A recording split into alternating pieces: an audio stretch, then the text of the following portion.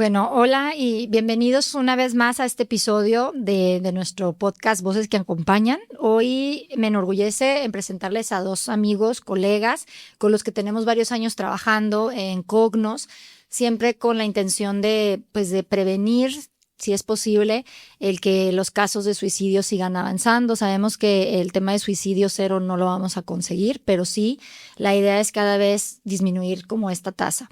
Y hoy les presento a mis amigos Pedro Martín Barrajón. Él es especialista y experto en emergencias, crisis suicidas, ya es parte de Durango, porque ya ha venido varios años y siempre que viene hacemos campañas de prevención, pero ahora por primera vez está Mercedes Jiménez Carles.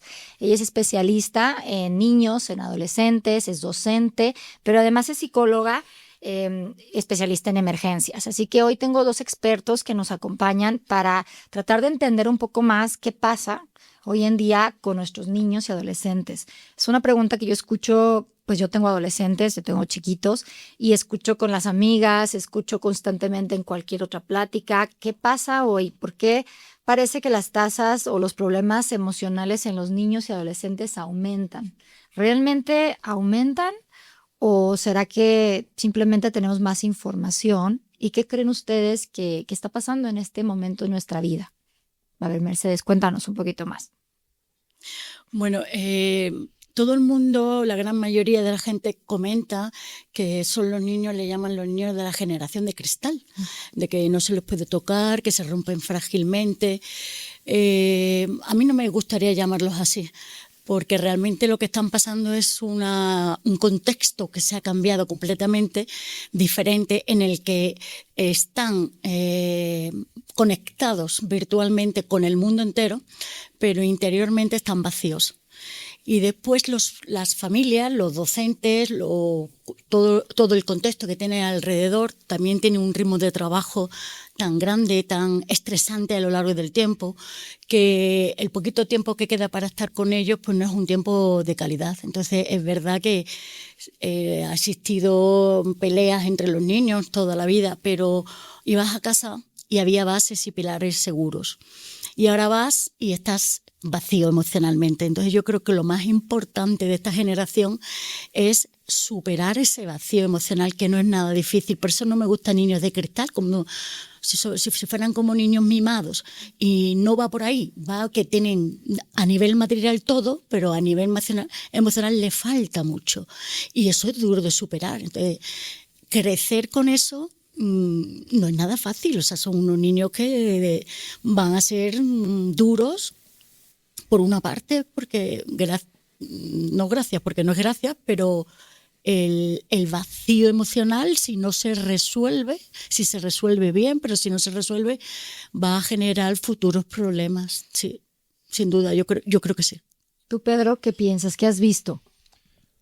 A ver, pues un poco al hilo coincido con parte de lo que comparte Mercedes. Yo creo que es que ahora también miramos más, ¿no? Que nuestros menores están... es algo que nos preocupa a todos como sociedad, nos interpela cada vez que un menor atenta contra su vida y se pone más el foco, ¿no? Y a mí me preocupa que se hablaba en su día de la pandemia suicida entre los menores, ¿no? Y esta mentira no es verdad, ¿no? Para que sea pandemia, los criterios científicos son que tiene que afectar al menos a 3 países y como mínimo un 17% de la población. No existe pandemia suicida. Sí sabemos que ha creado un impacto muy serio la pandemia en la salud mental en ese grupo etario en concreto respecto al resto de mayores y ha dejado una huella seria, pero no es verdad que exista una pandemia suicida. Sin embargo, pues es que si analizamos un poco todo lo que rodea a la salud mental de los menores, pues es que hay nuevos estresores que antes no tenían un papel tan relevante, ¿no? Y con esto me refiero a algo que de lo que estamos todos alerta o compartimos muchos la opinión, es la emergencia de las redes sociales y la hiperconectividad, ¿no? Luego, aparte de esos horarios que les imponemos a los chavales, que parece una jornada laboral de un adulto, ¿no? Desde por la mañana entran en el colegio, luego las actividades extraescolares, luego no sé cuántos. Claro, no pasemos tiempo con ellos, no hay un lugar seguro, ¿no? Y ese sentimiento de pertenencia tan importante en esa edad, pues se ve pervertido por muchas cuestiones, ¿no? Porque sabemos que en esta franja edad es mucho más importante la influencia de pares iguales, que necesitan tener ese sentimiento de pertenencia que buscan para desarrollar su propia identidad, a partir de un sitio un poco perverso que es las redes sociales, ¿no? La exposición continua a esas imágenes, a esos estándares de felicidad que se publican en redes y el uso perverso que se hace de determinadas herramientas, pues está impactando en su salud mental, claro que sí. Y hablando un poquito en lo que ayer estábamos hablando, me acuerdo de esto de los papás helicóptero que decíamos, ¿no? Un poquito lo que acabas de decir, porque sí es verdad, yo creo que como papás queremos dar mucho, queremos tal vez llenar huecos, ¿no? Porque estamos trabajando, porque no tenemos tiempo, pero entonces los llenamos de más actividades, les facilitamos muchas veces o queremos evitar que sufran y en ese intento de evitar el sufrimiento, pues como que nos vamos a los extremos, ¿no? O sobreprotegemos o de pronto los dejamos muy solos o como muy libres para que entonces se enfrenten. O sea, tenemos como estas dos, creo yo, vertientes que luego escucho. Y ayer me decías una frase que me gustó mucho, si les quieres contar un poquito, Mercedes. Sí, yo comento mucho a los padres que me vienen a consulta que les cuesta mucho trabajo dejar el rol de padres helicópteros o madres helicópteros, que tiene que estar, pero tiene que estar en las primeras etapas, ¿no? Es como la DGT, ¿no? El tráfico, todo el día encima y vigilándote qué es lo que haces y qué es lo que no. Claro, en la infancia son muy vulnerables y no pueden estar solos. Un niño de 4, 5, 6, 7 años no puede ir solo por la calle, tienes que saber, tiene que ir acompañado, tiene que saber dónde va, con quién no va, con quién, o sea, lo normal. Madres y padres helicópteros. Pero llega un momento en que en la adolescencia, cuando llegan los padres como ya eres mayor, tú solo, sí. Porque ya eres mayor, ya quieres salir, ya quieres dinero, ya pues si eres capaz de hacer esto, tú solo. Y para mí es, aparte de que la parte infantil es lo que estás construyendo el cerebro, es importantísima, que todo el mundo se cree que es plastilina y jugar, y no, estás construyendo el cerebro, pero la adolescencia es una parte muy complicada, porque es cuando ya ellos empiezan en su cabeza a desarrollarse la parte prefrontal, empieza a los 12 años, que es la parte de toma de decisiones, la parte de más ejecutiva, la cognitiva. Entonces ahí es cuando se siente más solo, porque tú ya eres mayor, o sea, si puedes salir hasta la fiesta, hasta las 2 de la mañana, pues ahora no me vengas con esta tontería. Bueno, esa tontería, cualquier niño que te pregunte algo, si te lo pregunta, nunca es una tontería, porque si no, no te lo preguntaría. Entonces yo les digo que tienen que ser hangar. Hangar es donde el avión, una vez que vuela, vuelve al hangar para reponer, ¿no? Para atornillar o para el motor o para poner un reajuste. Entonces, los tenemos que dejar volar porque la misión de los padres, evidentemente, es dejar a los niños en el mundo insertos, llenos de habilidades, para que estén adaptativos y estén de la mejor manera posible. Claro, sobreprotegerlos por ley de vida no vamos a poder estar toda la vida. Entonces hay que dejarlos volar, pero que regresen. Solo van a regresar si saben que el hangar es seguro. Si no, no saben dónde. Entonces, yo le llamo hangares cuando tú vengas aquí, yo voy a estar siempre para ti. Yo ya no te voy a estar como un helicóptero vigilándote, pero yo soy tu hangar. A mí siempre puedes recurrir. Yo te voy a ayudar, te voy a reajustar y ahora vuela otra vez y vuelve a venir. Y entonces, en esa etapa, los vuelos cada vez son más largos. Unos serán nacionales, después internacionales, después cruzarás de un lado al otro hasta que ya ellos consigan su propio aeropuerto y empiecen una nueva vida, ¿no? Pero pasar de padre helicóptero a hangar cuesta mucho trabajo. Se ve, o sea, como yo te lo he explicado, se ve fácil, pero no es tan fácil. Pero se consigue, ¿eh? Claro, porque vamos a decir que se consigue. Se consigue, porque sí, al final sí. hay mucho miedo, ¿no? Hay mucho miedo al final siempre vamos a tener miedo de lastimar, de no estar, y creo que esas son una de las principales causas que de pronto como padres, a lo mejor cometemos errores sin saberlo, bueno, no a lo mejor creo que siempre vamos a estar cometiendo errores, nunca con el afán de lastimar, realmente siempre creyendo que estamos haciendo lo mejor, pero ¿cuántas veces no podemos observar realmente las señales que nos pueden llamar la atención, Pedro? ¿En qué tenemos que fijarnos? Porque entonces, por un lado, pues tengo que estar atenta, pero luego no sé qué ver, ¿no? ¿Cuáles son las señales que nos pueden ayudar a detectar cuando nos dicen, no, estoy bien o todo está bien, que realmente no llegan muchas veces a decirte, necesito ayuda. ¿Qué podemos observar? A ver, sobre todo, yo pondría la lupa sobre los cambios, ¿no? Cambios respecto a la línea base. A ver, y esto que voy a decir a cualquier padre le va a decir, pues esto es el día a día, ya, vale, pero aún más significativo, ¿no? Cuando deja de disfrutar de las cosas que disfrutaba anteriormente, cuando esas actividades lúdicas que llevaba en el tiempo libre o en los espacios del recreo, o cuando compartía espacio con otros chavitos o algo así, huye de ellos.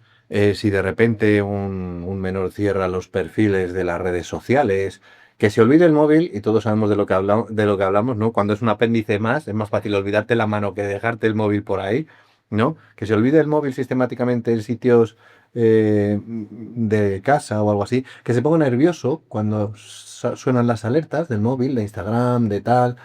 Algo que podemos hacer que parece muy básico, pero no tenemos en cuenta, una de las mejores cosas que podemos hacer por los menores es facilitar las horas de sueño. Que deje el móvil fuera de la habitación, ¿no? Porque si están criticándose o están en una conversación, de hecho ha surgido ahora otro nuevo problema, el FOMO, el miedo a perderse cosas, ¿no? Y están hiperconectados. Entonces están alertas y si están pendientes de eso, difícilmente van a poder conciliar las horas de sueño. Luego hay un estudio reciente que habla que tener el móvil en el bolsillo mientras aprendes las tareas o estás en clase o algo así, consume, fíjate, un 20% de ancho de banda del cerebro y es muy difícil aprender matemáticas o geografía si estás malgastando un 20% solo en estar pendiente de las alertas de TikTok, ¿no? No podemos competir con TikTok y esas alertas que surgen cada 3 minutos. Si consume un 20% de ancho de banda del cerebro, difícilmente va a poder aprender bien una asignatura, ¿no? Entonces, volviendo a las señales de alerta, pues que se ponga nervioso cuando suenan alertas, que deje de interactuar con gente que interactuaba antes. Si escribe trabajos o pregunta mucho sobre el más allá o los motivos de... El tema de los trabajos en el colegio, por ejemplo, son el más allá, la muerte, la vida después de la muerte, ¿no? Que se aísle de gente con quien alguien empezaba, con quien acostumbraba a tratar y de repente se relacione con perfectos extraños, ¿no? Nos bloquea como padres, que esto es bastante habitual, ¿no? Y empieza a interaccionar con otras personas distintas. Bueno, pues esto puede invitarnos a pensar que algo está pasando, que cierre redes sociales, que se salga de los grupos de WhatsApp, que deje de disfrutar de cosas de las que antes disfrutaba, que reaccione de manera muy airada. Y fíjate, hay una publicación que habla que la diferencia entre un menor y tomad esto con cautela, un menor simplemente deprimido respecto a un menor orientado activamente a la conducta suicida, es que uno va a tener menos iniciativa, va a estar más apático. Sin embargo, el otro, el que no está simplemente deprimido, sino que está orientado activamente a la conducta suicida, consume vorazmente información a través de las redes, busca información sobre el cómo, el dónde, y además va a reaccionar de una forma airada cuando un mayor intenta reconducirle, intenta aconsejarle. Yo diría que estas cosas, y si intuimos además que pueda estar en un proceso de identificar y no aceptar la propia homosexualidad, y esto tiene mucho que ver con el contexto familiar. Si en casa se habla de las bolleras, creo que en México decís joto, de manera despectiva, ¿no? Si se utilizan esos términos despectivos en casa, pues difícilmente un menor va a aceptar su propia condición sexual, ¿no? Su propia orientación. Claro, y no lo va a querer hablar, Claro, lógicamente. claro. Por ejemplo, a veces en adolescentes, ¿no? Creemos que se aíslan porque son adolescentes y quieren su tiempo, ¿no? Y se encierran en su cuarto. Y entonces a veces puede ser como que difícil para los papás detectar, porque dicen, pues es que yo creía que simplemente era una etapa. No me di cuenta, lógicamente, que estaba deprimido, ¿no? Hasta que a lo mejor ya hay señales mucho más fuertes en donde a lo mejor ya estamos hablando de una autolesión o de un intento, pero creo que esto es clave de no, lo que decías, Mercedes, no porque ya son un poco mayores, soltar, ¿no? Sí. Es preferible, creo, buscar formas de estar presente sin atosigarlos tampoco, sin estar encima de ellos, pero ¿cómo logramos ese equilibrio? ¿Qué le dices tú a tus papás, por ejemplo, cuando tienen este conflicto? ¿Cómo lo logras? Yo fundamentalmente le digo que los niños, incluso los adolescentes, aunque ya son mayores, ya damos por hecho que el niño se va a sentar y que va a conversar contigo. Y lo damos. Y cuando no lo hace, es que el niño tiene mal carácter, es que el niño es muy tímido, o es que el niño le pasa algo. O sea, un niño cuando no actúa de una manera normal, algo hay detrás, siempre. Yo siempre tengo una frase que digo que no existe el niño malo. No existe un niño malo. Existe una dificultad detrás. ¿Por qué? Porque los niños, su lenguaje es el comportamiento.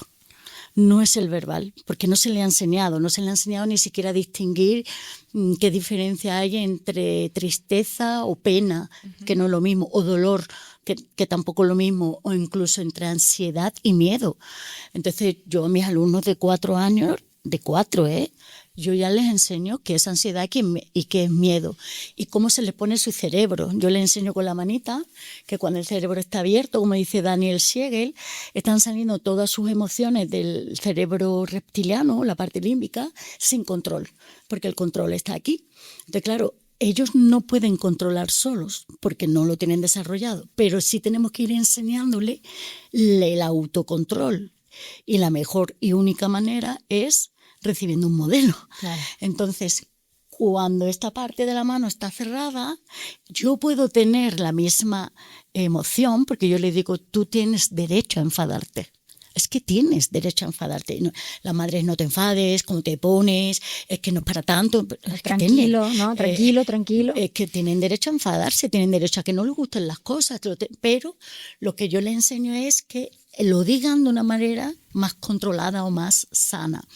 Entonces ellos me llegan y me dicen, señor, estoy así. Y me enseñan la mano abierta, a mí me encanta. Le digo, ¿y qué quieres? ¿Que nos pongamos así? Sí, señor, ayúdame. Entonces, cuando tú ya haces el trabajo de perfil o de la base segura, van a venir a decírtelo, si es que están deseando, o sea, en la situación en la que se encuentran, que están desesperados, que están todo el día rabiosos, ellos no quieren estar así. No, el niño es que me salió así. No te ha salido así, no existe el gen del niño de la rabia, ¿no? Pero algo ocurre, ocúpate de investigar, de rajar un poquito y algo va a salir. Pero eso no nos convierte en malos padres, ni nos convierte en malas madres. Yo no voy a juzgar jamás a los padres.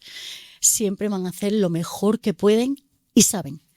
Lo que sí podemos es ayudarles a que se entrenen para acompañarlos de una manera más sana en la época en la que estábamos, porque no es la época que viven mi padre y mi madre o yo, que yo nací sin móvil y sin redes y yo estaba todo el día jugando fútbol en la calle. Claro, los niños de ahora tienen una herramienta que los padres se ven superados porque no nacieron con esa herramienta. Entonces, ayudar a los niños con esa herramienta que ni siquiera ellos controlan, les cuesta trabajo. Por eso no son culpables, pero sí hay que enseñarles. Por eso hace estos podcasts, las formaciones, las charlas. Pienso que son magníficas porque les vas dando tips y cosas para que vayan diciendo, pues voy a hacer esto, pues voy a intentar esto, pues, y ayudan, porque están necesitados los niños y los padres, claro. Y los docentes o cualquier persona mayor, por no siempre hablar de los padres, pobrecitos, ¿no? Que toda la carga. Le colgamos toda la mochila, que también hay docentes que pasan muchas horas con los niños y pueden cambiar su manera de acercarse a ellos, un tío, un primo, un sobrino, no lo sé. Todo el contexto adulto de alrededor debería de intentar saber cómo me acerco o conecto con ese menor para que sepa autorregularse, porque no saben, se lo exigimos sin que lo sepan. Claro, y sin que lo puedan, porque tampoco tienen la capacidad cerebral para lograrlo. Le exigimos, ¿no?, que se porten bien cuando esta parte no está desarrollada. Y creo que como adultos muchas veces pedimos ayuda cuando ya el dolor es muy evidente. O sea, sí. Creo que eso lo veo muy yo siempre les digo así como a las que tengo cerca, ¿no? Amigas o gente cerca de mis hijos, cuando tienen dudas, yo siempre digo, es que vale la pena simplemente llevar a tu hijo a una evaluación, porque a lo mejor estamos exagerando, a lo mejor estamos muy sobreprotegiendo, pero tal vez no, tal vez ese pequeño, como dijiste, algo que notaste puede ser esa señal que te ayude y que puedas actuar a tiempo antes de que esto se vuelva como la avalancha. ¿no? Claro, respecto a ese ejemplo, es muy bueno, por ejemplo, cuando tu hijo tiene fiebre un día, tú dices, bueno, le doy un poco de piretal. Pero cuando ya tiene 2 y cuando ya tiene 3, es fiebre. Tampoco es que esté el niño malísimo, pero ya lo llevas al médico. Claro. Bueno, pues aquí igual, cuando ya durante 2, 3, 4 veces seguidas tú ya vas viendo que el niño va cambiando de comportamiento, insisto, de comportamiento, que es su lenguaje, entonces cuando ya te tienes que decir, bueno, voy a preguntar, o voy a investigar, o voy a saber, o voy a hacer algo. Claro, y saber que podemos pedir ayuda, Claro. que también a veces pedir ayuda implica, a lo mejor como dijiste ahorita, creer que estamos haciendo las cosas mal y de pronto etiquetarnos como malos padres o tal vez también oigo mucho, es que voy a terapia y llevo al niño a terapia y yo no quiero como padre entrar en la terapia también. Y ayer decíamos, realmente la terapia va mucho más hacia los padres, ¿no? Sí. Claro, a los niños o a los adolescentes se les va a dar muchas habilidades, pero se tiene que trabajar el contexto, ¿no? Y cuando estamos hablando del suicidio en particular, ¿no? Creo que una de las claves que siempre hablamos es que pues el niño, el adolescente, el adulto que intenta suicidarse realmente no quiere morir. Solamente está tratando de dejar de sufrir, ¿no? De ver, es una opción o una toma de decisión para solucionar un problema. Y luego vemos que se culpabiliza de pronto mucho cuando hay un suicidio, sobre todo en niños o en adolescentes, empieza a dar la culpa hacia los demás, el bullying, la escuela, los padres. Entonces, ¿qué has escuchado tú, Pedro? ¿Y qué les podrías decir a los que están escuchando de este tema en particular? Pues es uno de los errores más frecuentes, porque el suicidio efectivamente es un fenómeno multicausal, pero habitualmente confundimos el precipitante, lo último, lo más visible, la gota que ha colmado el vaso, con las causas, ¿vale? Entonces, en todas las regiones del mundo, el bullying está asociado a un aumento hasta de un 44% del riesgo de suicidio, ¿vale?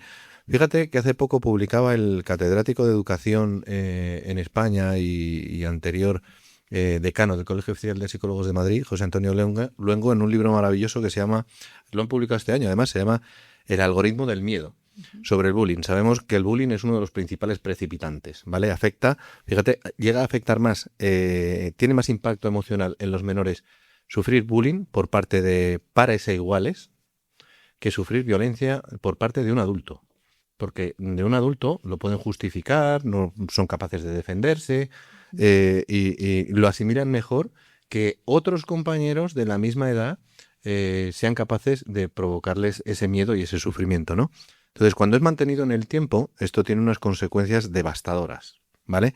Sin embargo, no podemos confundir lo último que ha pasado con las causas. No obstante, creo que hemos comentado ya en varias ocasiones que México, España y Estados Unidos se erigen entre los principales países donde se ejerce el acoso en el ámbito escolar. Sin embargo, fíjate, algo que leyendo el algoritmo del miedo me llamó poderosamente la atención es que respecto a víctimas de abusos físicos presenciales e insultos y cibervíctimas, y esta es la variable que mencionaba antes sobre la incursión de las nuevas tecnologías, las víctimas de ciberbullying tienen más riesgo de suicidio que las víctimas de acoso presencial, lejos de lo que parece intuitivamente a priori, ¿no?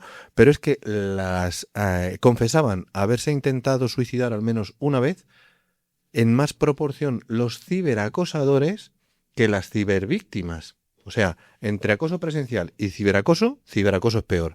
Pero dentro del ciberacoso, ciberacosado y ciberacosador, tienen más intentos de suicidio los ciberacosadores. Son chavales que sufren. Nadie habitualmente, que está bien, se dedica a hacerle daño a los demás de manera voluntaria, gratuita y sostenida en el tiempo. Pero fíjate, volviendo al tema de los adultos y del papel que desempeñamos en esto, una de las cosas cruciales, investigando con muestras amplias de adolescentes, decían que lo que más valoraban era la intermediación en los problemas de acoso escolar por parte de un adulto.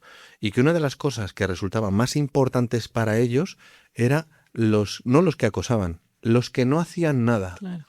los que participan, me parece que se llama la sonrisa del gladiador o algo así, cuando...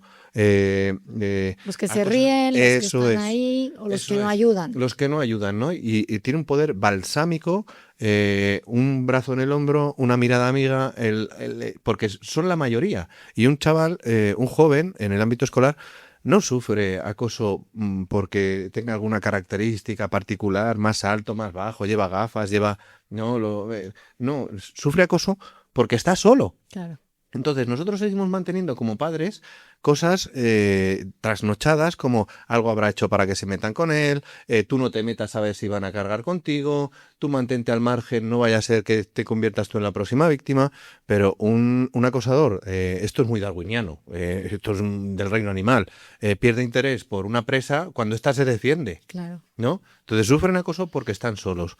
Entonces, promover entornos educativos protectores y saludables. Mira, y perdóname el inciso, pero venimos ahora mismo del colegio, de los Hawks, ¿no?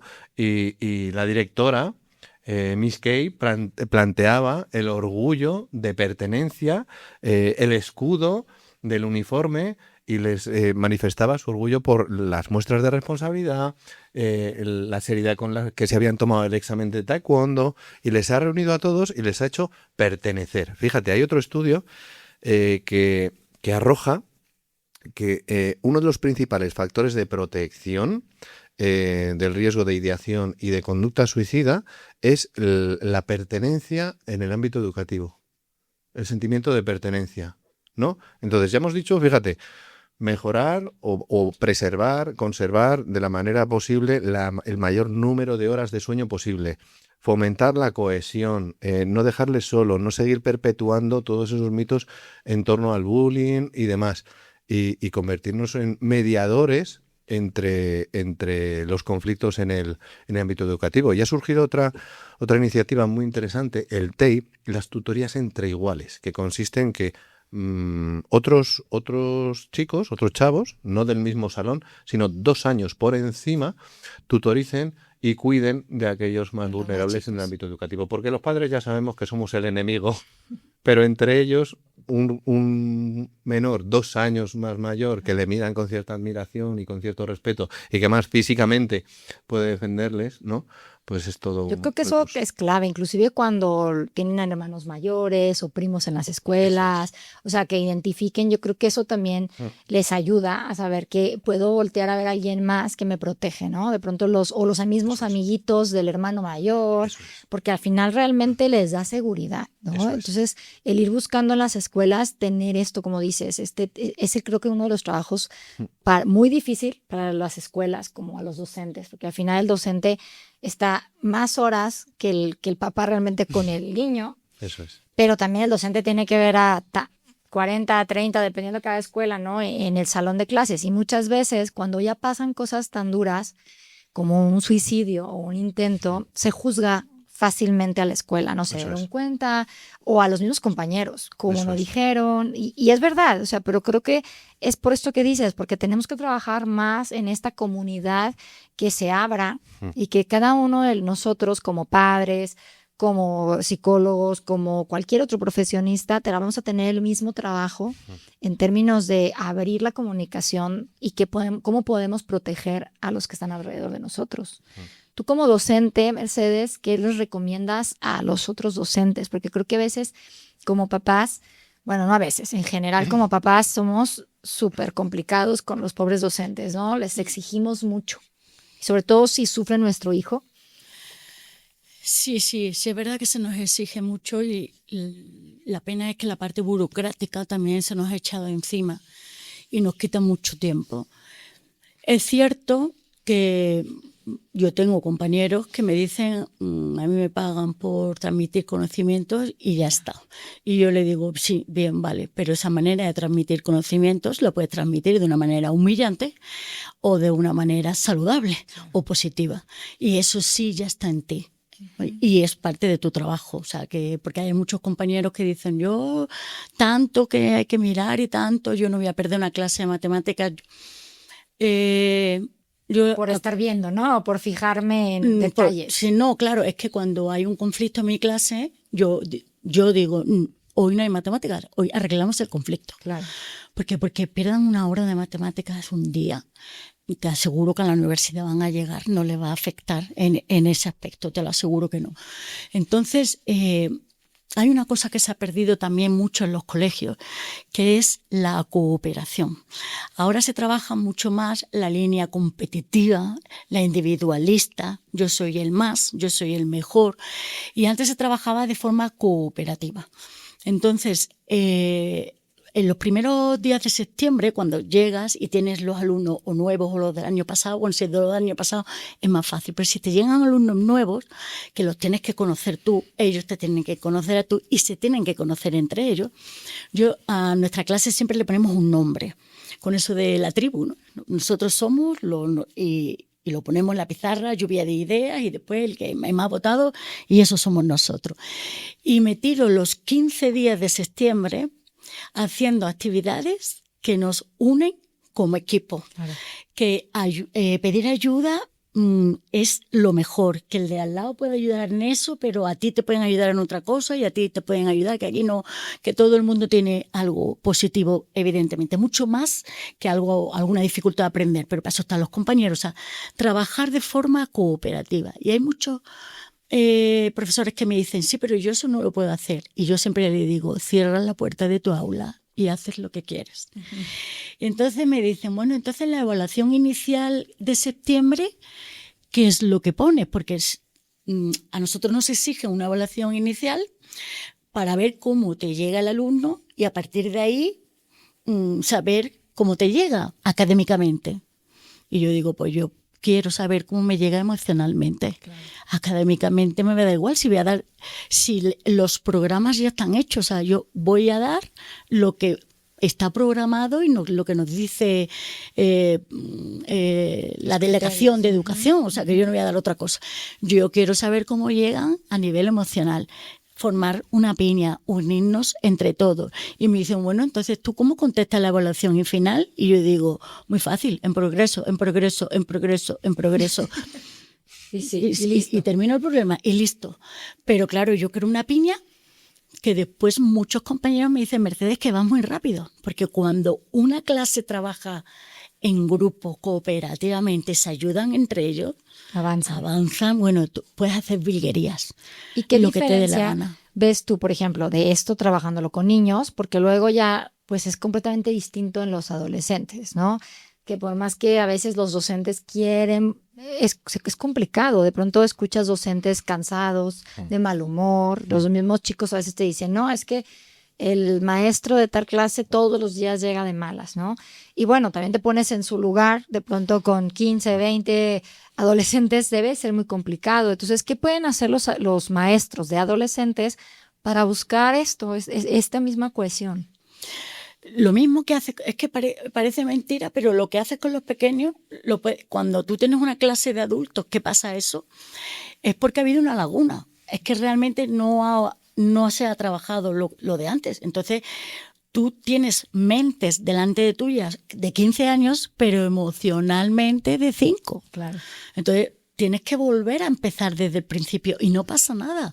Sigues trabajando lo mismo. Hay que trabajar cooperativamente, tenemos que ayudarnos.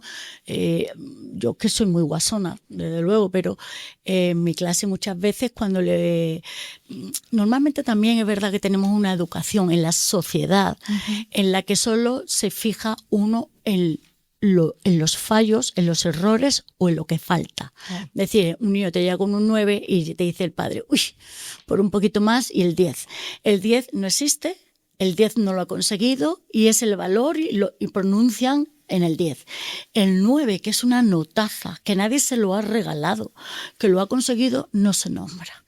Entonces, igual pasa en los trabajos laborales, entonces la sociedad te da rápidamente lo negativo, lo que falta, lo que no has hecho, pero si tú lo pones en la balanza, a lo largo del día has hecho muchas más cosas positivas para tu vida que algo que a lo mejor te haya dificultado. Claro. Pues no, pesa esto más que esto, cuando matemáticamente no es así. Entonces, hay que centrar la mirada también en lo positivo. Cuando a mí me llega alguno con los deberes y yo tengo que corregir, evidentemente no puedo dar por válido algo que no está bien, pues porque se cree que está bien. Pero yo no empiezo por ahí. Yo digo, ostras, me has hecho 23 cuentas, qué maravilla, cómo has avanzado, qué me gusta, vamos a ver. Y esta de aquí, yo creo que esta de aquí le tienes que dar una pensadita, ¿qué te parece? En vez de decirle, le rodeas en rojo y dices, a la mesa, vete a corregir esa. Le has dicho lo mismo, pero a que no te ha llegado igual. Claro. No te ha llegado igual. Entonces, para ellos es un trauma borrar, un trauma corregir. Cuando yo le digo que el primer proceso de aprendizaje es repetición. Claro. O sea, si no puedes aprender si no es por repetición. Sí, tienes que aprender a fracasar y a cometer No, errores. eso no es fracasar, es parte del proceso del aprendizaje. Repetir, repetir, repetir. ¿Qué has aprendido tú, Pam, en esta vida a la de primera? Dímelo. Nada. Te reto a que me lo busques. No, no hay nada. No hay nada.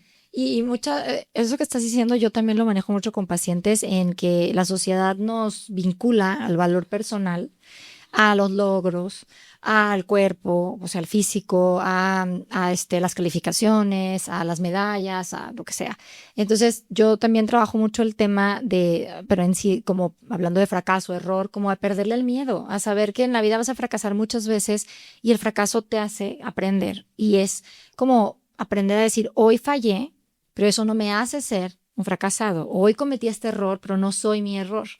Y a veces a los chicos también creo que cuando están en competencias, ahorita que decías de deportivas, ayer también hablábamos de eso, de que luego como padres muchas veces nos volvemos tan competitivos o volvemos al niño tan competitivo que es como, eres un campeón porque vas ganando y etiqueto, eres un campeón y entonces tu valor va hacia ganar. Pero entonces cuando no metes goles, cuando no metes canastas, cuando no ganaste un lugar, ¿qué eres? Entonces como papás no nos damos cuenta, pero vamos reforzando. Y sobre todo en equipos, en deportes de equipos, en niños, cuesta mucho trabajo cuando a lo mejor el niño no es tan habilidoso. Porque si es habilidoso no pasa nada, porque entonces siempre va a estar del lado del valor. Tristemente, porque no debería de ser así. Pero ¿qué pasa con todos los niños que no son tan habilidosos, que son los niños que luego son etiquetados diferentes, raros y miles de otras etiquetas que al final vienen siendo parte de lo del bullying, ¿no? Uh-huh. ¿Cómo logramos entonces romper este estigma? Es súper difícil, tenemos mucho trabajo que hacer. Mucho trabajo que hacer. Muchísimo trabajo que hacer. Pero la clave más importante te la da Daniel Siegel. Y Daniel Siegel te dice que el niño debe de sentirse visto. Y visto no es que yo te vea físicamente, que estás aquí delante de mí, pero yo le llamo muchas veces cuando los profesores tienen un niño y no le hacen caso, digo, es un niño mueble para ese profesor. Ese niño no se está sintiendo visto, pero incluso a los que van muy bien, como son muy fáciles, tampoco los mira. ¿Va solo? Claro. Bueno, pero también hay que acercarse, porque emocionalmente algo tienes que ayudar o por lo menos felicítalo, ¿no? Sí. Pero no es un niño que no sea un niño mueble. O sea, no puede existir en una clase un niño mueble. Me niego rotundamente, porque todos los niños tienes que valorarle algo y a todos los niños le tienes que mejorar en algo, porque no me gusta eso de mueble, de malo, de bueno o de malo, sino de fantástico, muy bien, y esto vamos a mejorar, porque no lo sabes, porque no lo has aprendido, no porque seas tonto. Y conectando con lo que decía Pedro, pues al final el trabajar con este patrón o esta manera de verlos es vincularlos, ¿no? Es darles esta pertenencia y al final eso es una forma de protegerlos. Claro, incluso permitirles tomar pequeñas decisiones, hacerles sentir que importan. ¿Qué cenamos hoy? ¿Tacos o pizza?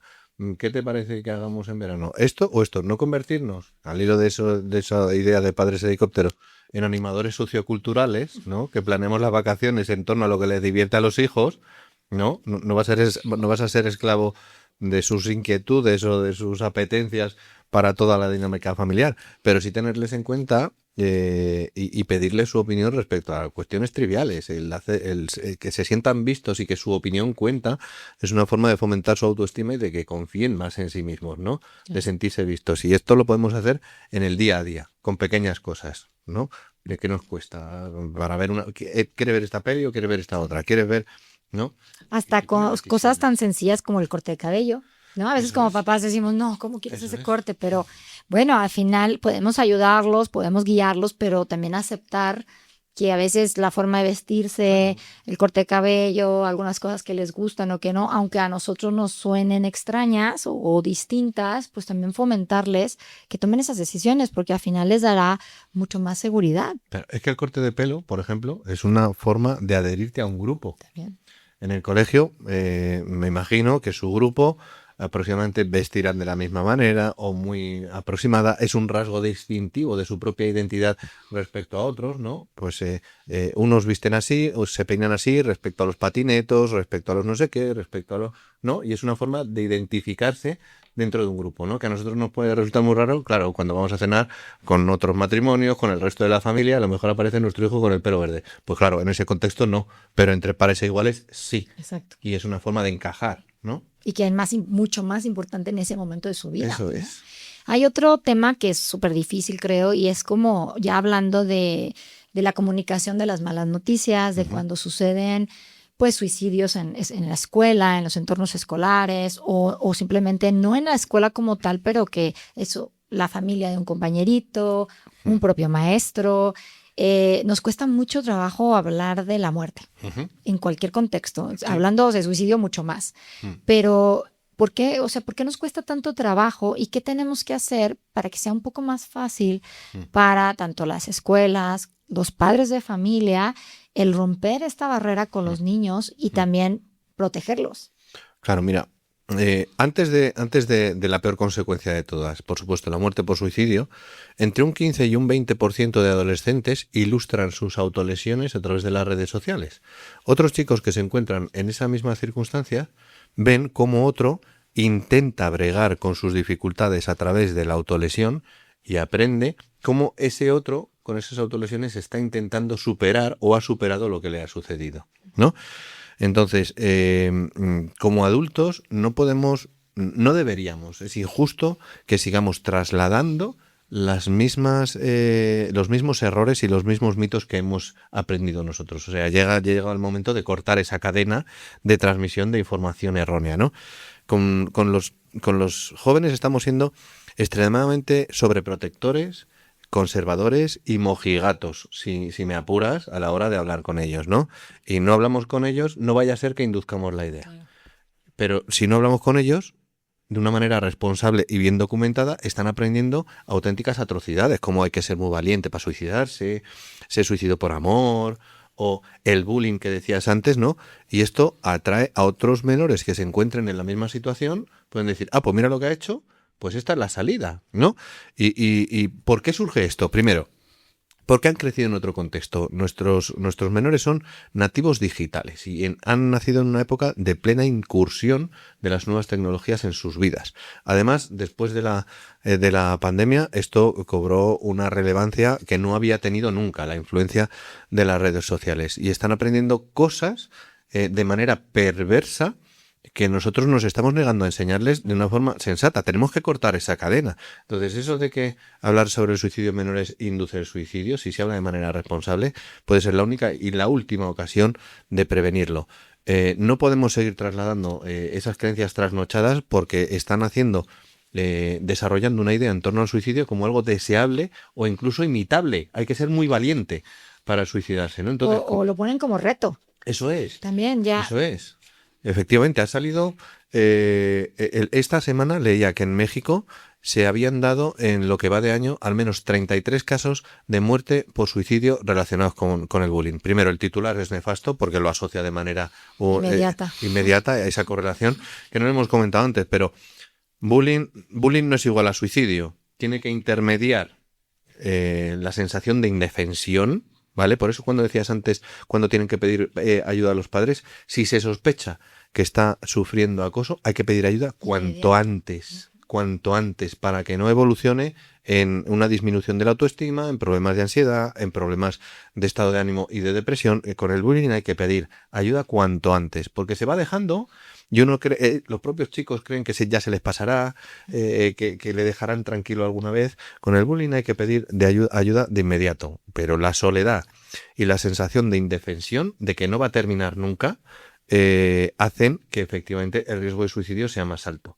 Entonces hay que actuar inmediatamente, pero no bullying es sinónimo de suicidio, no. En medio tiene que haber, y ahí el papel de los padres es fundamental, porque un chaval puede sufrir bullying, y esto es una de las explicaciones de por qué no todos los menores que sufren acoso terminan con sus vidas. Pues porque hay algunos que tienen padres que les apoyan y son un lugar seguro para pedir ayuda y en quienes confían. O a un amigo, amiga, o un Eso maestro. O sea, Eso es. llega alguien que se da cuenta, que Eso los es. ve, lo que estás diciendo, ¿no? Eso es. Son vistos. Y cuando ha habido suicidios, pues a veces es muy común que a veces sí hay gente que a lo mejor está relacionada, familia, que me conoce, a veces me preguntan, oye, no saben si llevaron o no al funeral al compañerito, porque estamos hablando a lo mejor de chicos de 10, 11, 12 años, que creeríamos como imposible que sucediera, y yo cada vez les voy diciendo más, es que no podemos voltearnos hacia atrás, tenemos que abrir los ojos y darnos cuenta que nuestros niños están sufriendo, que ya se están lastimando muchas veces desde tercero o cuarto de primaria, que estamos hablando de 8 o 9 años, ya lo estamos viendo cuando hemos hecho evaluaciones en escuelas, ya los niños contestan que han pensado o que se han lastimado en algún momento desde esas edades. Y creo que cuando lo hablas con los papás lo ven como imposible, ¿no? Y no, o sea, es algo que ya es como muy común que podamos ver cuando hacemos evaluaciones. Entonces, el llevarlos a los funerales, el comunicar, que sí, que no, que nos pueden cada uno recomendar, así brevemente, como qué sí debemos de hacer en un momento de duelo para los chicos. O sea, y qué es lo que no recomendamos o que podríamos ver como dañino. A ver, pues mantenerles al margen. Una de las cosas más tontas, pero más bien intencionadas, fíjate, que hacemos los adultos es cuando surge una pérdida traumática y sin tiempo de preparación para la pérdida, como es una muerte por suicidio, nos escondemos para llorar, ¿no? Para que no sufran, para protegerles. ¿Qué les estamos enseñando? Que se las tienen que arreglar solos cuando pasa algo malo.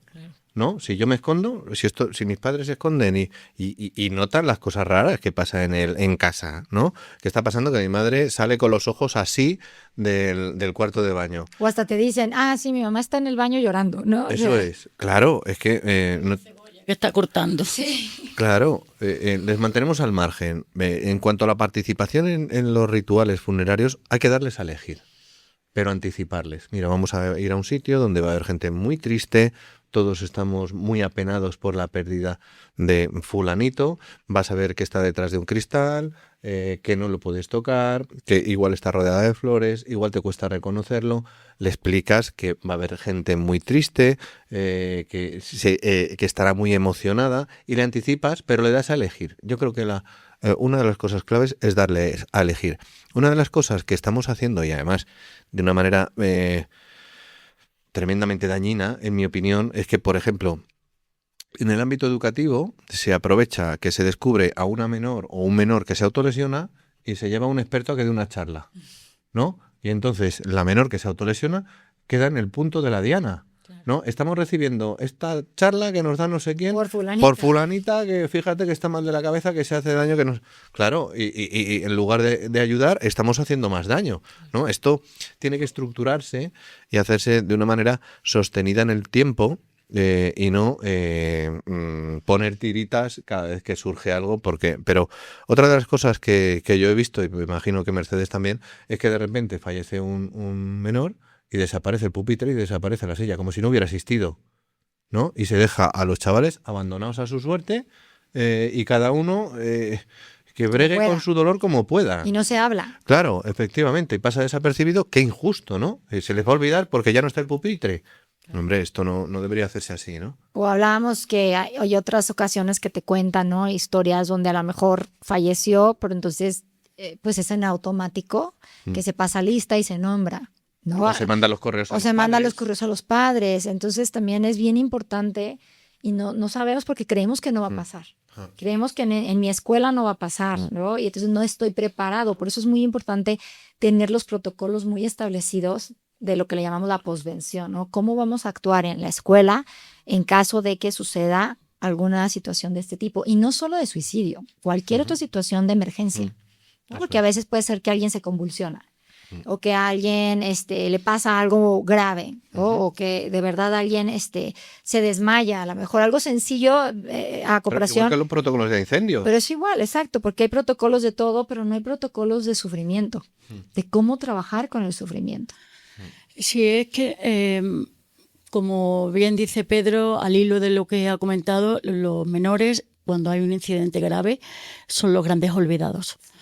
Porque, por una parte, es porque no le quieren hacer daño, o por otra parte es porque verdaderamente el adulto se ve tan abrumado de no saber cómo hacerlo, que mejor lo retiro, y el retirarlo, ellos se sienten como no pertenecen al clan, no pertenecen a la familia, no son tenidos en cuenta, me mienten, me esconden algo, porque te aseguro que los niños tienen unas antenas especiales, pero especiales, que se dan cuenta de todo detalle, de todo. Bueno, junto con Pincho, creo que son los que mejor leen el lenguaje no verbal sin que tú te des cuenta, porque te leen perfectamente si vienes a clase contenta, si vienes triste, si estás un día. Es que te lo dicen, señor, hoy estás súper contenta, tienes algo, tienes una. O sea, lo notan en tu mirada, en tu sonrisa, en tu manera de estar, y eso yo creo que es la parte protectora, esa defensiva de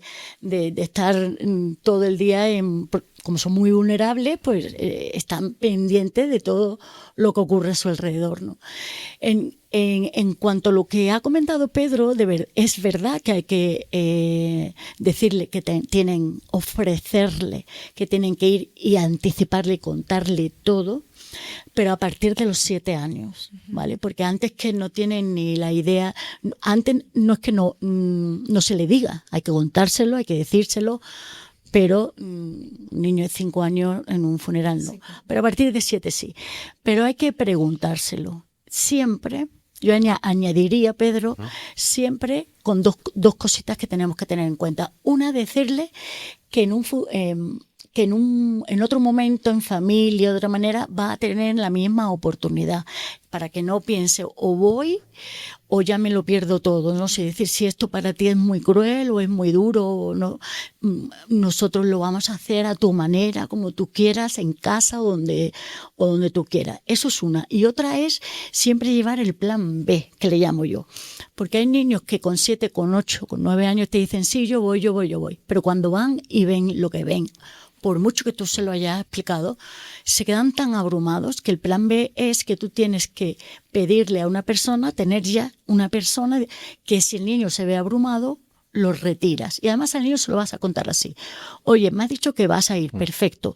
Si en algún momento te ves abrumado, te ves que no lo puedes soportar, o que te está haciendo mucho daño, o que no estás entendiendo nada, o te está retorciendo algo, la persona que la elige él, sales con ellos afuera a la sala, das un paseo y no pasa nada. El plan B hay que tenerlo, porque es que muchas veces te encuentras con el niño desbordado. ¿Y ahora qué haces con el niño? Sí. El niño había dicho que sí, había dicho que sí, pero es un niño. Sobre todo si los dolientes son los padres, que también están en ese momento, lógicamente no pueden tener la capacidad de ayudar, ¿no? O sea, tiene que ser alguien externo. Otra persona, pero otra persona que para mí esto también es muy importante, que normalmente decimos su tía o la prima y decidimos nosotros por ellos, por consanguinidad. Pero a lo mejor su tata de toda la vida, que no tiene nada de consanguinidad, pero es con la que más ha vinculado, la que la ha bañado, la que la ha vestido, la que ha hecho los deberes, la que la ha llevado al parque. Bueno, pues esa señora de sangre no tendrá nada, pero el vínculo que tiene es brutal.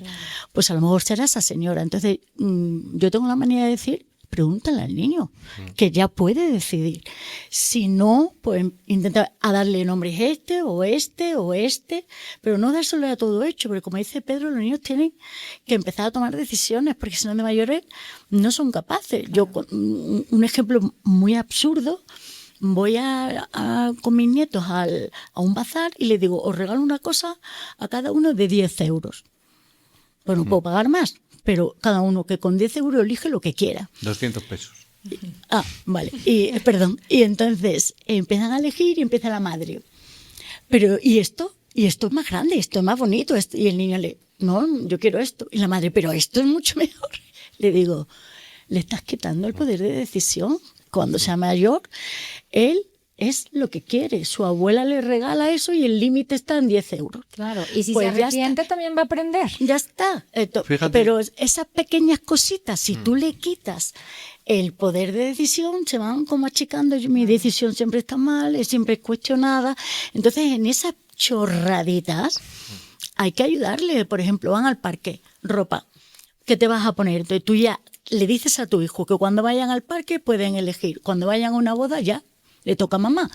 En sitios excepcionales, pero Fíjate, que ellos vayan viendo eso. Fíjate que en este aspecto, porque nos preguntamos de la muerte en concreto, venimos compartiendo desde hace mucho tiempo y me venís instruyendo y educando, y siempre compartimos que en México jugáis con ventaja respecto a España en torno a la muerte, ¿no? Es cómo celebráis el Día de Muertos. Es una diferencia significativa que yo miro con ojos de profunda admiración y respeto desde aquella película de Coco y lo que me has ido contando y el altar que hacéis todos los años y cómo conmemoráis a vuestros muertos.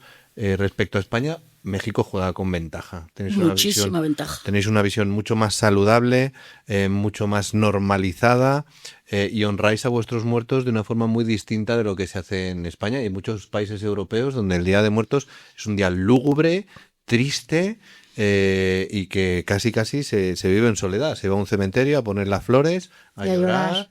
Y no se celebra como lo hacéis vosotros de ninguna de las maneras. Así que en este aspecto tenéis mucho más que enseñarnos los mexicanos Totalmente. a los españoles, pero de largo. Es que nosotros vivimos de espalda a la muerte y es algo que va a ocurrir, ¿sí? O sí. O sí.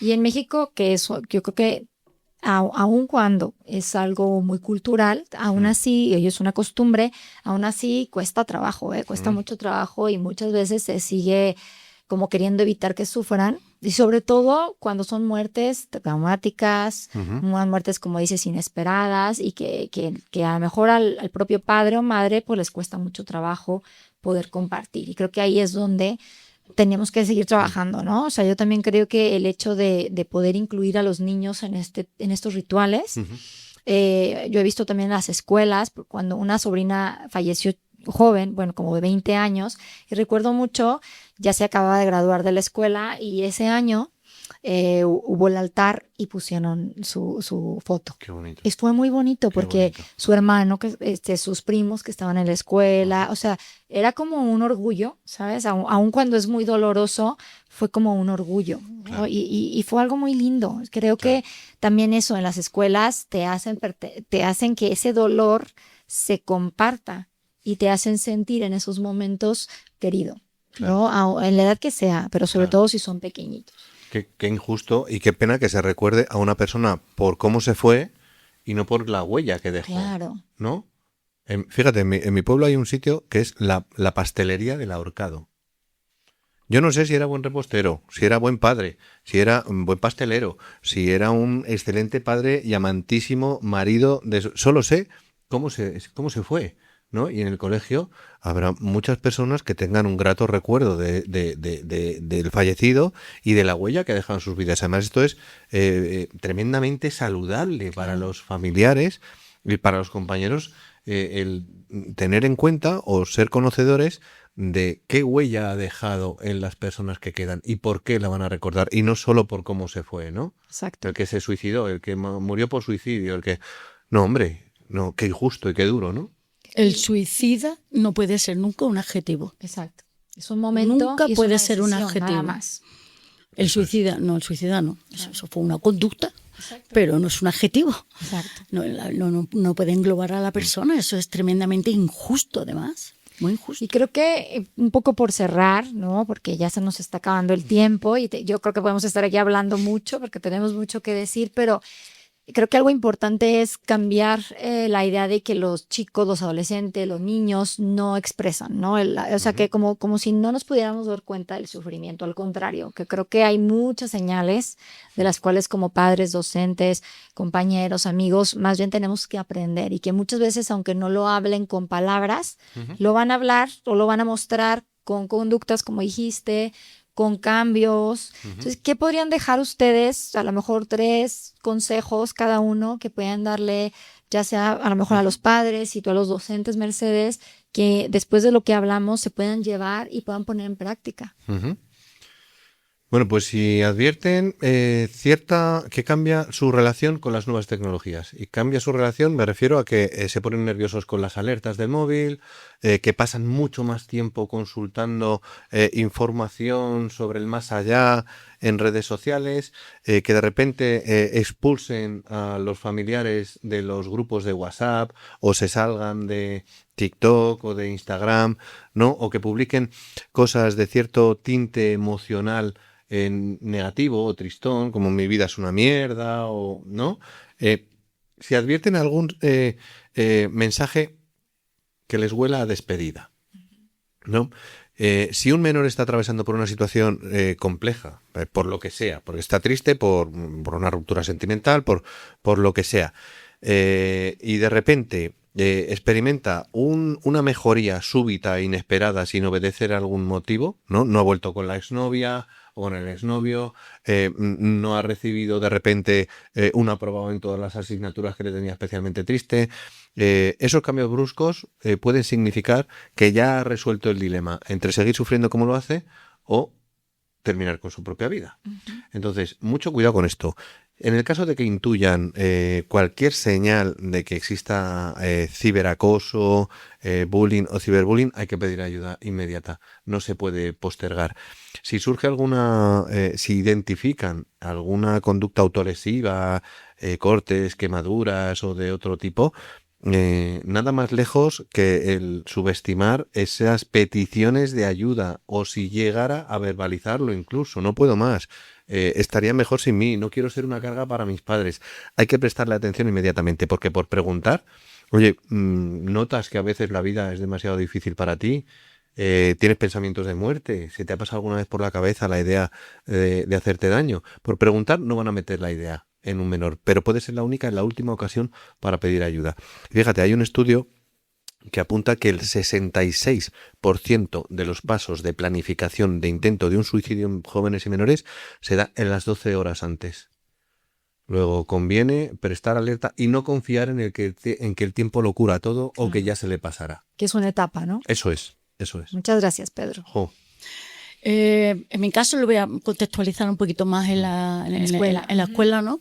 Entonces yo enseñaría a los niños primero la soberanía de su historia, ¿no? Es decir, tienen derecho a contar lo que quieran contar y a decir no quiero hablar, o sí quiero hablar, o con quién sí quiero, o con quién no quiero. Sobre todo en caso de suicidio, ¿no? O sea, mira, de esto no quiero hablar, ¿no? Después, por otra parte, yo les ayudaría a fomentar el que sean capaces de poner límites. Y poner límites aún igual cuando me está haciendo daño emocional, físico, por ejemplo, pero el emocional es sí o sí, porque el insulto y el físico, los dos van en lo emocional. Entonces yo a los niños, incluso que me dicen, pero eso solo hacen los niños de 3 y 4 años, digo sí, desde 4 años, le enseño el perdón del adulto. Porque muchas veces hemos dicho, fulanito, pídele perdón que le has pegado, y el niño, perdón, y se va. ¿Sirve algo de eso? A los 5 minutos le vuelvo a pegar. Está claro, ¿no? Yo lo siento los dos, lo siento. Y yo me siento con ellos, los 3 en el suelo, nos sentamos. Vamos a pedirnos perdón. Primero, son 3 patas. Primero, verbalmente, pídele perdón. Y tú también pídele perdón, porque claro, siempre uno dice, es que yo le he pegado, pero porque el primero me ha escupido. Siempre en algún lado ha empezado esto. Hay algo, pero como no puedes ir donde empezó, pero bueno, se han hecho daño mutuamente. Casi el 99% han hecho algo los dos. Entonces, bueno, pues pediros perdón mutuamente. Y van como a levantarse y le digo, no, espera, faltan 2 pasos más. Se quedan así, ya después cuando conocen el proceso es precioso, ¿eh? Pero al principio tienes que decir, no, ahora. Tú, por ejemplo, te has enfadado con Pan, ¿no, Pedro? Te digo, Pedro, ¿qué crees tú que el puñetazo que le has dado a Pan, cómo lo ha vivido Pan? Tú me tienes que decir cómo piensas tú que Pan lo ha vivido. Y cuando tú lo expresas, le pregunto, Pan, ¿estás de acuerdo? Entonces Pan te dirá, sí, O sí, pero me falta esto más, me he sentido así. Vale, ahora tú, ¿qué crees tú que ha sentido Pedro cuando tú le has devuelto un escopetajo, ¿no? O lo que sea. Y Pedro después tendrá que contestar, pues sí, me he sentido así o me he sentido de otra manera. Y ya cuando se quieren levantar, ya no, queda la tercera pata. La tercera pata es ¿qué vais a hacer para que no vuelva a ocurrir? Tenéis que poner encima de la mesa algo para que esto no se vuelva a repetir. Y si se repite, ¿qué va a ocurrir? Entonces ahí ya tengo yo derecho a ir a la profesora, tengo derecho a irme, tengo derecho a decirte, mira, pongo la mano así, ahí te queda, yo contigo no juego. Ya sí tengo derecho a poner un límite claro físico y emocional. Porque si yo ya he hecho las tres patas, yo ya he decidido contigo que esto no va a volver a ocurrir y vuelve a ocurrir, pues mira, entonces yo tengo ya derecho a decirte, mira, no. Y creo que eso lo podemos aplicar inclusive en casa con hermanos. No, es que es el perdón del adulto. Exacto. Pero es que a mí me lo enseñaron como el perdón del adulto, ¿no? Como un adulto cuando te hace alguien, porque no sé, una hermana o una vecina o algo, y tú perdona, perdona y ya está. A mí no me vale, no me llega, no me llena, ¿no? Ese perdón no me está llegando. O bueno, no es para tanto, pero si te molestó lo siento, pero no es para, pero has puesto antes, no es para tanto. No, pero a los niños desde pequeños tú le enseñas eso y tiene un poder, de verdad, tiene un poder, pues los míos que yo los veo crecer para arriba, no te lo puedes imaginar porque ahí también hay mucho respeto y conciencia del daño que yo hago en el otro. Claro. Desde chicos. O sea, que mi actuación ha generado un daño en el otro. ¿Y qué tengo que hacer para no repetirlo? Sí, empezar a tomar más responsabilidad, ¿no? Más conciencia, sí. Claro. Yo cerraría un poco también con la comunidad. O sea, creo que el momento que vamos a estar teniendo cambios es cuando dejemos de voltear hacia atrás, ¿no? Dejemos de cerrar los ojos, dejemos de no querer ver lo que está adelante y de no querer aceptar que tal vez mi hijo en este momento o mi ser querido está haciéndole daño a alguien más o está siendo dañado. A veces nos cuesta tanto trabajo que es preferible voltearnos y no ver. Y entonces eso nos impide actuar, nos impide prevenir.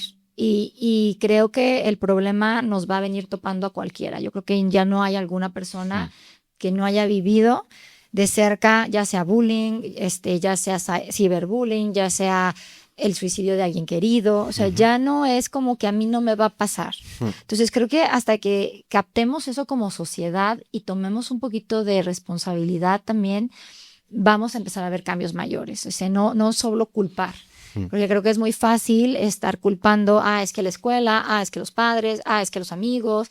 Entonces, cada uno de nosotros, desde nuestra trinchera, realmente responsabilizarnos, ver qué podemos hacer, qué podemos cambiar y qué podemos aportar en vez de solo criticar, ¿no? Creo que eso va a ser algo clave como sociedad. Y yo creo que cada uno, espero que con este episodio les quede mucha información y que lo compartan, ¿no? Lo compartan a las personas que crean que les puede hacer bien y al final empezar cada uno de nosotros a trabajar en esto que ambos nos han compartido en nuestra casa. Si somos docentes, a lo mejor con nuestros alumnos, con nuestros colaboradores. O sea, yo creo que cada uno podemos hacer todo esto en el nivel en que nos encontramos, ¿no? Sí, pero lo que hemos hablado los dos se puede aplicar en cualquier lugar. Fíjate, al hilo del propósito de este podcast y del el evento SOS que vamos a hacer y la formación para profesionales, es que ya no cabe dónde esconderse. Exacto. Y me explico. Hoy van a fallecer 24 personas en México. Mañana otras 24. Pasado otras 24. Una persona fallece cada hora en lo que dura este podcast. Una persona va a fallecer en México por suicidio y entre 20 y 30 lo van a haber intentado. Cada 2 o 3 minutos hay un intento de suicidio en México.